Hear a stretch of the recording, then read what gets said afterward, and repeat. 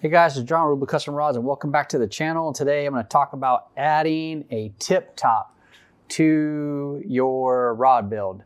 And a couple things that I want to point out before we actually add this beautiful tip top to this rod build. First thing you need to understand, there's two dimensions when it comes to buying or ordering your tip top. Of course, one is going to be the ring size, and the other one's going to be the tip diameter that you want to fit inside of that, right? Those are the first two things that you need to know. And one, the tip diameter is pretty easy to figure out. You can either use a caliper to figure that out based on the length of the tube on the tip top and how far that you want that to go, how far you want that to go down your blank. And the second part is the guide. And there's maybe a little misconception out there. Some people not sure. And if that's the case, I'm just gonna hopefully give you the answer that maybe you've been looking for if you've been looking for it. What size guide, ring size, do I order in a tip top? Historically speaking, you would order the ring size in a tip top, which should match the last size of your ring for your guide. So if your last guide has a size 8 ring, then your tip top should have a size 8 ring. That is my philosophy behind things. That's how I look at it. ReelBlue Custom Rods. But again, you want to know the diameter of the blank for your tip tube, if you will. And then the ring top piece itself should match the last guide ring size on the rod build. So that's kind of the first two really big things you need to know about a tip top. The second thing is you can see where I had the rod painted because Backbone didn't know which guide I was going to use. They just left me a little bit of a blank spot here for the guide or the tip top to go down. So what I had to do is basically push that on and twist it a little bit, help pull back some of that paint, and then take off that paint so I get a good bondage here, and I give enough room for my tube on my tip top to slide down over the blank. Now, another crazy thing to know here, right?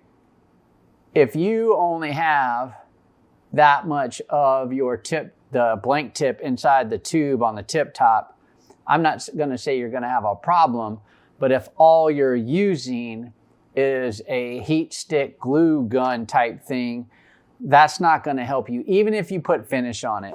The reason why is most of these tip tops are going to be hollow at the tip where you can see light go through that, right? And so if I get water and stuff down there, I'm going to get corrosion, and ultimately I'm going to get a failure on my tip top. Either the tip will break, or especially if the end of the blank is hollow, now you're getting water down inside the rod itself. Or I'm just going to get corrosion, and ultimately the adhesive is going to fail, and then my thread wrap would fail, right? So you want to get as much of that rod, at least almost all of that rod in there, to where if you do have a little bit of a space, that can be taken up with the paste. If you're doing it on a bigger game rod and you actually have to sand down the blank tip to get your tip top in there, anything that you sand down, I like to use 5-minute epoxy or 5-minute adhesive, if you will, glue. I like to use that because that 5-minute epoxy stuff will pick up whatever I've removed from the blank tip. That 5-minute epoxy essentially replaces it. But again, you just want to make sure you get that tip top as far down as you possibly can. And so for this one, I'm going to cut me a nice piece / pieces of this glue stick. I'm going to put a little angle on that.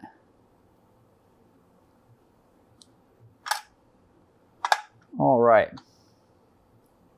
Now I get that glue stick down on the inside. Then what I want to do is make sure I've got my rod lined up, and then I'm just going to use a lighter, if you will, to soften up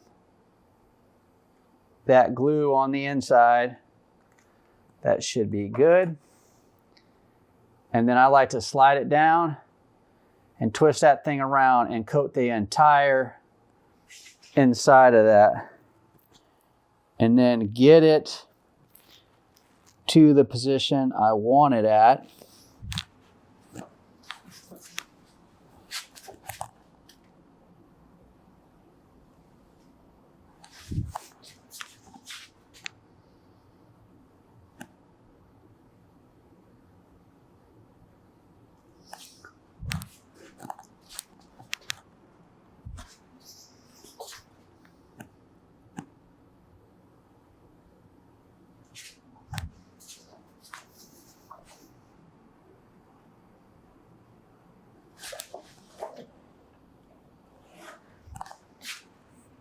Again, the idea is to get that in place before it cools off and it hardens up. And then you've got your guide or your tip top added. Now, what I want to do to, one, protect where I chipped away from the paint a little bit to get this guide tip on there. And two, to just reinforce this tip, what I am going to do is I'm just going to take a little bit of tape here.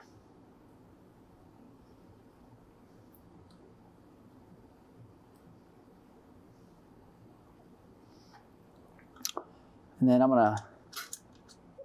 gonna take off, because that's size D thread, and I don't need that D thread on top of there. So what I'm gonna do, guys, I'm gonna just come in here and reinforce that tip top with a little bit of thread, and then of course some finish. Again, because I had to remove that clear coat off of that paint, right? I compromised that paint, the end of that paint job that they did. So I just want to make sure that I don't get any of the elements on where that paint was at and where I cut it. And then what I want to do is cut this working end here.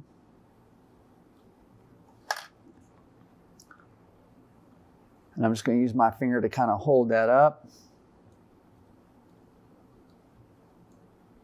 and pack this thread as I go a little bit here. All right. Oops. And then I'm going to wrap that all the way down.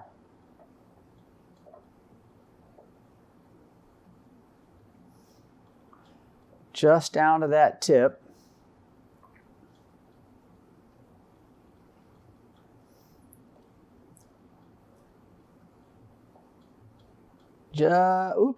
Just down to that tip.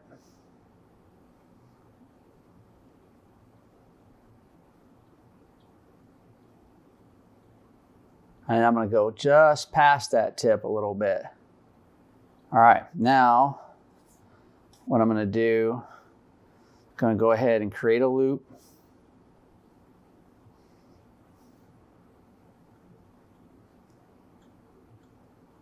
All right, and then we're going to come in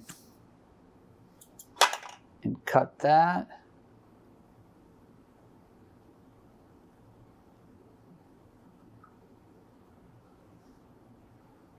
Pack that down, pull on that thread, make sure I got that nice and packed down. And now I'm just going to cut that working into that thread. And then I can remove the tape.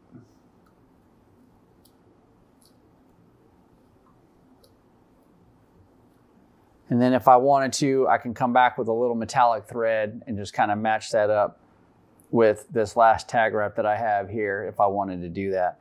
But what this does is once I put that thread over there, I've got that tube as far down as it would go on the blank, and then that glue stick will take up the rest of that little bit of space that was at the top.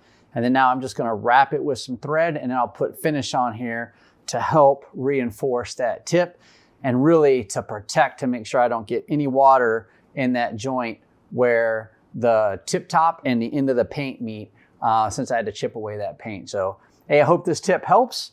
And let me know in the comments block if you found the information useful. And as always, I appreciate you guys supporting the channel. Make sure you watch this next video here. And until next time, guys, take care. Bye.